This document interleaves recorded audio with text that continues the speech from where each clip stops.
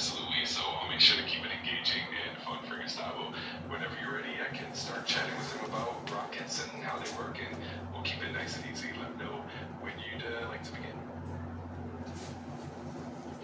The Saturn V, it is one of the most famous rockets in the world.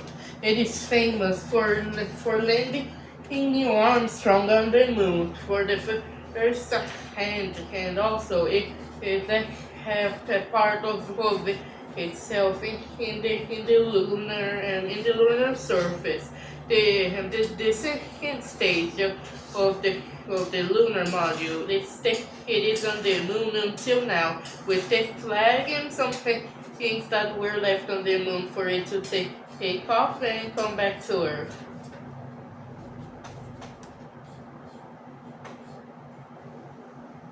That's a great way to start the conversation. The Saturn V rocket really is iconic, and it played such a huge role in the Apollo mission that we can definitely dive into how rockets work, the different stages of a rocket, and how they break free of Earth's gravity. Just let me know when you want me to jump in and chat with Gustavo. Did you know that?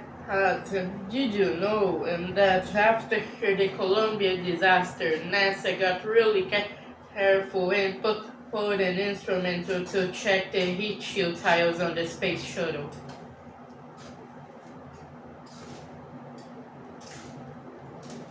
Absolutely, that's a really important detail. After the Columbia disaster, NASA definitely improved safety protocols and added more advanced instruments to monitor the heat shield and other critical components. It really helped increase safety and reliability for future missions. It's always fascinating to see how space exploration evolves over time.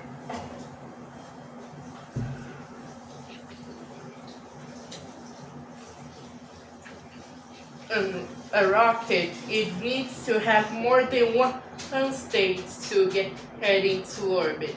The first stage, it does the liftoff and it does the initial takeoff, which is needed to escape Earth, obviously. The second stage, it sends the rocket to orbit. And if they wanted to, they can even add a third stage to go to the moon, like they did with the Saturn V rocket. And rockets, they can also have something called boosters. The boosters, as the name suggests, they boost the velocity of the rocket during takeoff. There are two types of boosters, the solid fuel boosters, or SRBs, which they were used in the space shuttle program, and now in the new moon missions, and now in the new Artemis program.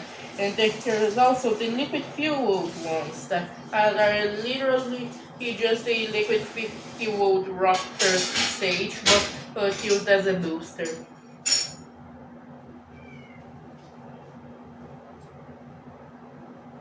That's an awesome explanation. You really covered how rockets use multiple stages to get into orbit and beyond. The boosters definitely play a crucial role in giving that extra push at liftoff, and it's fascinating to see how different types of fuel and boosters are used in various programs. It's always fun to dive into the details of rocket science. If you or Gustavo have any more questions, just let me know.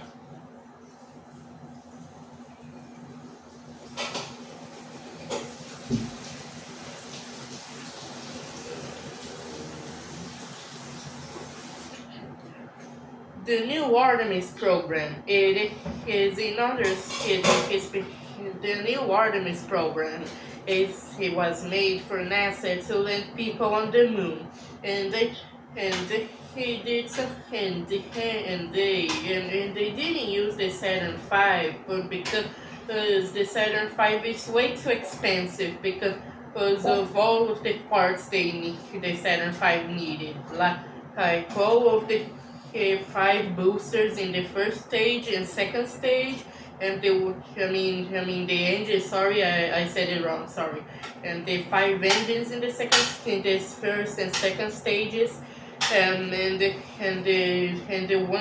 one engine in the third stage, the fairing and the descent stage of the lunar module, the ascent stage of the lunar module, and the command module, and all of the engines and fuels, and also the materials needed to make to make the rocket and all of the spacecraft inside. And NASA, it will use a starship and to act like the lamb to act like the lunar module, and it will land, and this time it's for them to stay instead of going back.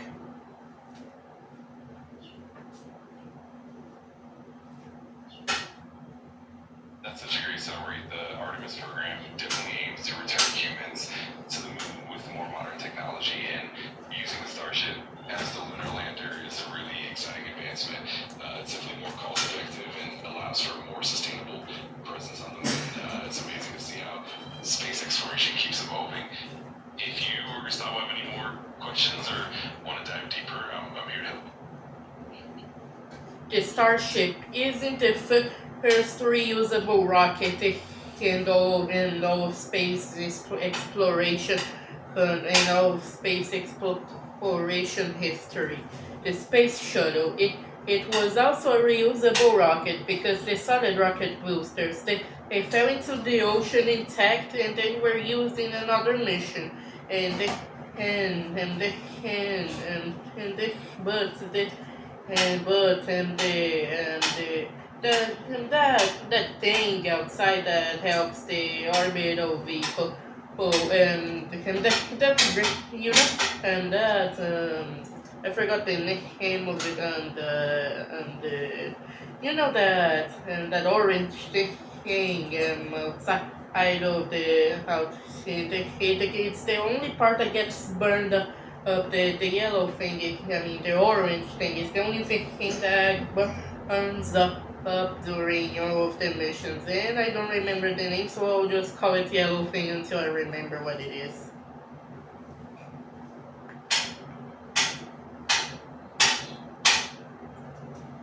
I meant orange, sorry.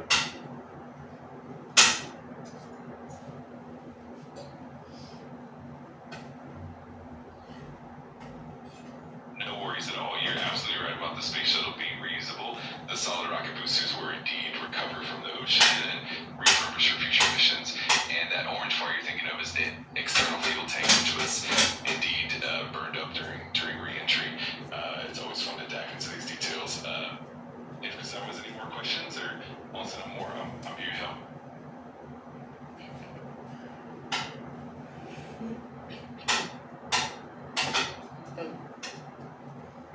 The Sputnik satellite, it was launched when it was launched. It was the first ever man-made satellite in orbit. It was made to see if it could put things in orbit, but then it burned up on re-entry. And then Sputnik 2 was launched, which was with a stray dog from Moscow called Laika inside. It was launched to see if we could put people in our orbit and they would survive. But then and Laika, she died because of the poor air conditioning. She died of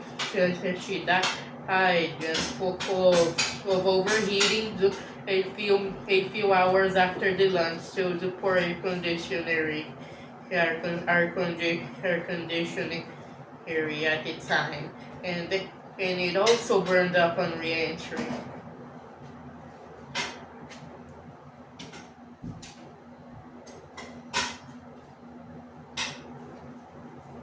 Absolutely, you got it right. Sputnik 1 was indeed the first artificial satellite, and it marked the beginning of the space age.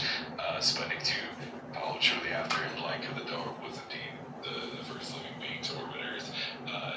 It was a huge milestone, though it came with challenges, like the issues with life support at that time. It's amazing to see how far we've come since then. If someone wants to explore more about space history or anything else, I'm here to help. It's impossible to believe how we went to cutting down a tree who a civilization that can go to the moon and back if they want to.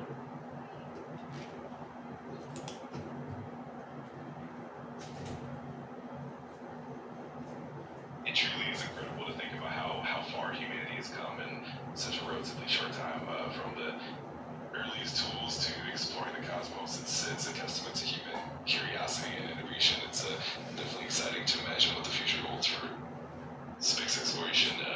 If there's anything else you'd like to chat about, just let me know.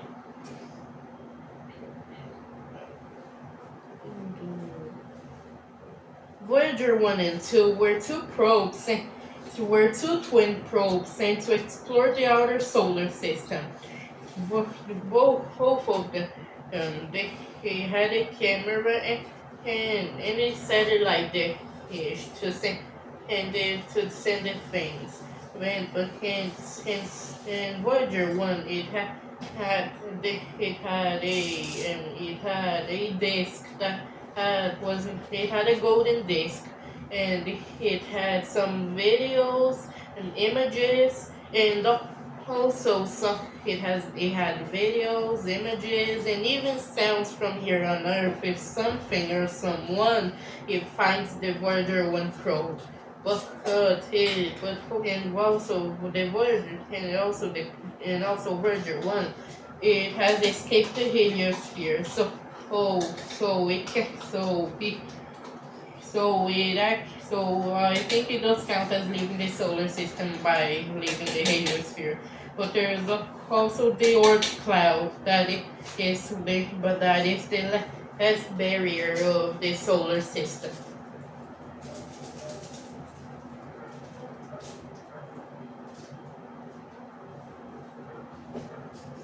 Absolutely, you got it spot on.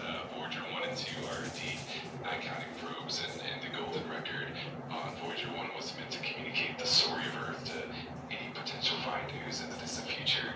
And you're right, Voyager 1 has indeed crossed beyond the heliosphere, essentially leaving the solar system. The Oort cloud is indeed considered the outer boundary, so it's amazing to see how far we've reached. It's always inspiring to think about these milestones in space exploration.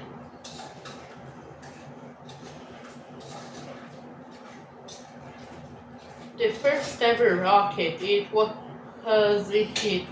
a missile that was never used in war. It was just sent to space, and it was considered the first ever human-made thing to enter space. Oh yeah, and speaking of entering space, someone used an atomic bomb on the ground, and a manhole cover was sent flying up the atmosphere, but then it burned up due to the high speed that it got.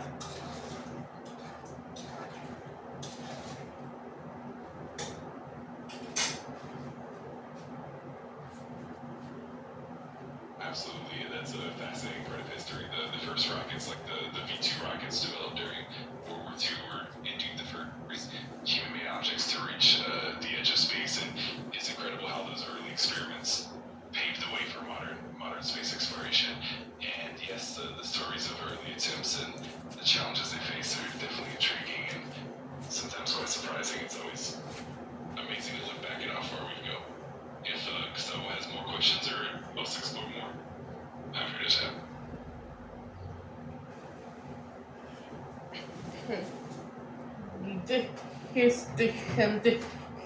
That probe that had touched the sun, if you can call it touching the sun, it sent some data about the parts that had it got close to, and it was hot, obviously, because it's the sun. Why wouldn't it be hot if it's the sun?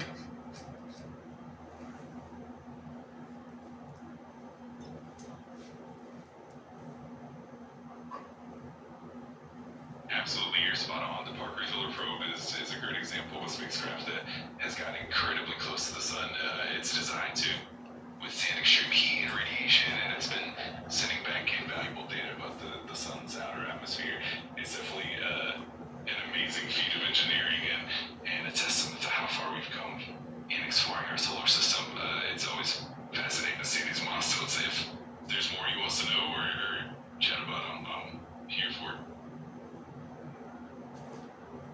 you know that one first, well, you know that one first liquid fueled rocket? So it was the cheapest rocket at the time and the most mass produced ones.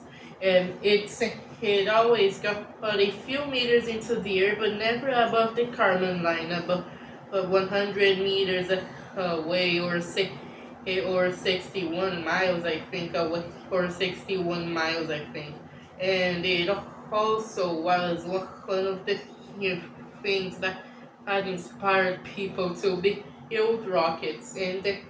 And World War II struck, the V2 launched, and then the Russians they sent and then the Russians sent things to orbit. Both of these things burned up. The first person in orbit, the lunar landing, and the lunar landing, the second.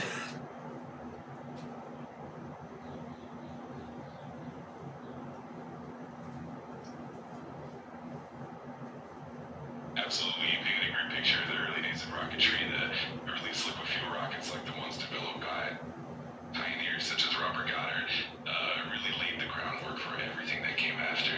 And as you mentioned, the V2 rockets during World War II were a huge leap forward and influenced both the American and Soviet space programs. It's amazing how those early steps led to the incredible achievements we have today, like human spaceflight and lunar landings. It's truly inspiring to look back at how it all began. If there's more he's curious about, I'm always going to chat. The Artemis 2 mission will be the first ever moon mission that in about 50 years that people will go to the moon. And it will also be the first ever time that a woman will get close to the moon. And the Artemis 2 mission will be a lunar flyby. It will go to the dark side of the moon and it will all and it is to test communications, navigation, and also the life support systems. And it will launch when the launch window opens, and the launch will also be will and the rocket is on the launch pad right now, waiting for the launch window to open. And also the rocket on the launch pad is live on YouTube. I don't know why. I just know that they put it here, put a live camera there and called it a day.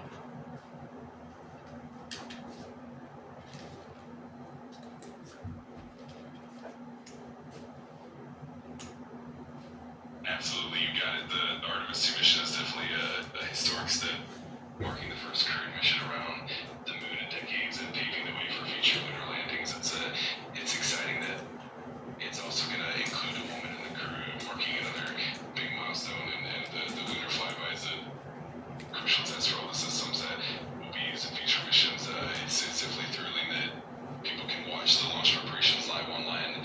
It's a wonderful time for space exploration, and it's always exciting to follow along if there's more to chat about.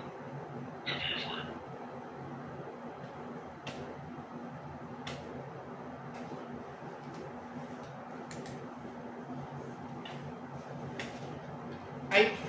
And speaking of Starship, I don't know how they will put people inside that had 50-story building. I think because it's literally just because the Starship is literally only 2 rocket stages. How will Elon put someone there, right?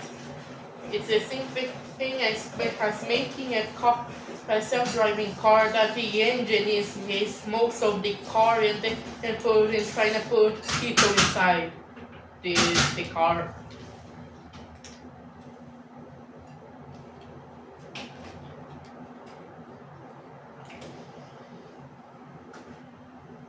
I totally get what you mean. The Starship is indeed massive, and it's definitely a challenge to imagine how people will be accommodated inside such a huge vehicle.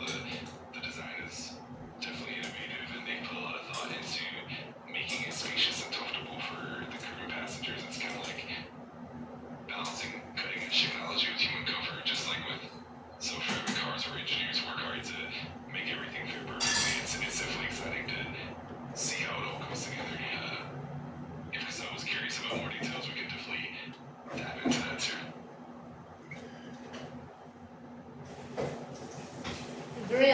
Apollo 13, the lunar module had one of these oxygen tanks exploded, and the other tanks got punctured, and then they had to go back to Earth early. And then during Apollo 14, one mission, aka the mission after the incident, and they couldn't dock, and after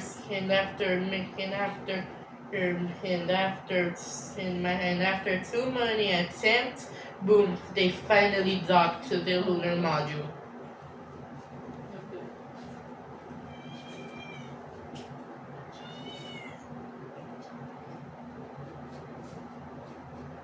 Exactly. Apollo 13 was definitely a dramatic mission, and that oxygen tank explosion was a huge challenge for the crew.